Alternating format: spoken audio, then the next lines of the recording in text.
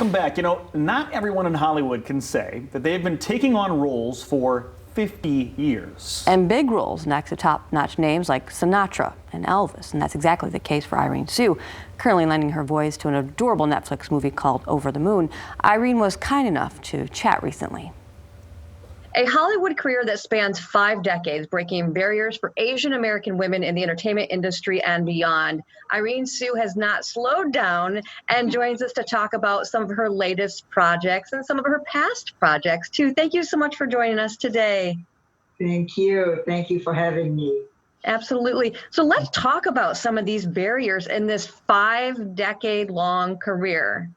Well, it just sort of, it was an accident. I really didn't, set out in life to be an actress. I really don't know if anybody does, but I wanted to be a prima ballerina. I was a little ballerina girl. And when we moved here to New York from from Hong Kong, my kind of, ballet dream was crushed because I had to study English 101 for foreigners.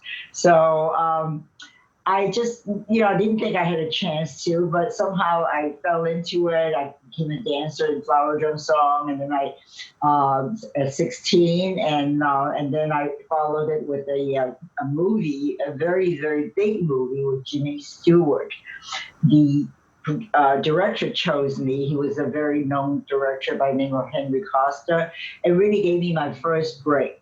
She snagged an agent and any role she could, big or small.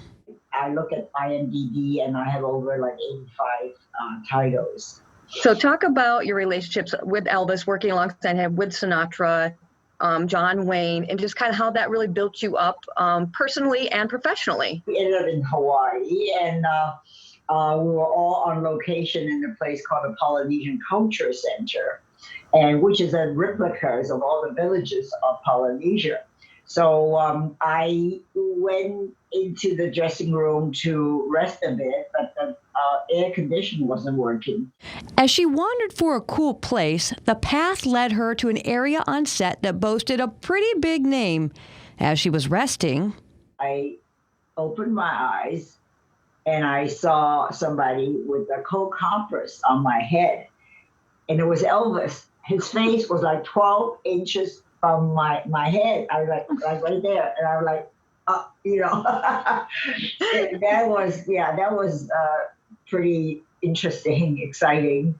I was so stunned, and he was just very, very nice, just so sweet. And my first impression was, I didn't know what to say, but I remember it till this day that he smells like milk and baby powder. That's quite an impression he left. But a big part of Irene's past actually involves the legendary Frank Sinatra, whom she first met in Miami while having lunch with producer Aaron Rosenberg. There was a whole table, maybe like 6 or 7 or 8 people, and the only seat that was empty was at a long table. The only seat empty was in front of Sinatra, across from Sinatra. I then, kind of concentrated on my food. I just never looked up on my plate because I was so afraid that if I looked up, I would be like staring at him. She thought she'd never see him again until weeks later they ran into each other at a club. Irene was invited to his table. They chatted through the evening, and she left. Little did I know that this was the beginning.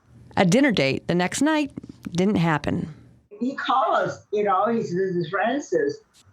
And I go, "Oh, okay." He said, "Unfortunately, I can't pick you up because I don't know if you know that my divorce from Mia Farrow just broke in the news, and the paparazzis are all over my front door and around my house, and I can't go there." And he said, "But I'll see you this weekend. You're gonna come down to the desert." I just couldn't really digest all of this. I got off the plane, and there he was in his car.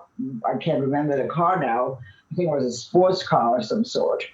And I went, you know, just pleasantries. Hi, how are you? Or whatever. You know, he was gracious, opened the door for me. I got in. He's a really old-time gentleman.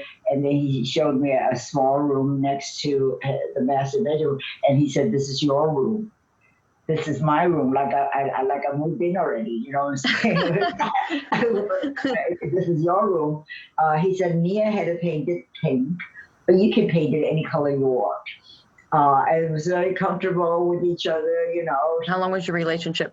Yeah, the relationship nonstop was over 2 years. And so it sounds like you have all the makings that would go nice into a memoir, and you've done just that. Why don't you go ahead and talk about your memoir? This relationship and other unique things about Irene's life are outlined in her memoir, A Watercolor Dream, The Many Lives of Irene Tsu, available on Amazon. Well, recently, she lent her vocal talents to an animated feature called Over the Moon, streaming on Netflix. It took like 2 or 3 months, and he called me. He said, "You know what? You got the part. You're going to play the grandma in Over the Moon." I go, "Wow, my God, this is like so exciting." You know, it's just like, this is great. I was so totally not anticipating it. Or I was anticipating maybe I'd be one of the aunties or something, you know, because it's really a kid's story. And it's about hope, and it's really very, very well done. It's a wonderful, wonderful animation film. Again, it's been my pleasure. Thank you so much. Thank you. Thank you. So nice to meet you. I've talked to her for 40 minutes. I had so many more questions, as you can imagine. Right? So many more Elvis, questions. baby powder? Yeah, Really? I know. Okay, But sure. Elvis smells like milk and baby powder. I was like spoiled milk, or like what is milk, or chocolate milk, or what kind of milk? No, I had so many questions. She's such a sweetheart. So yeah, check out that Over the Moon. We started watching that. I wanna watch that. It was cute. I mean, it was late, so we only made it in about 20 minutes or so, but it's really well done. Very cute. Good for the family. Yeah. All right, cool.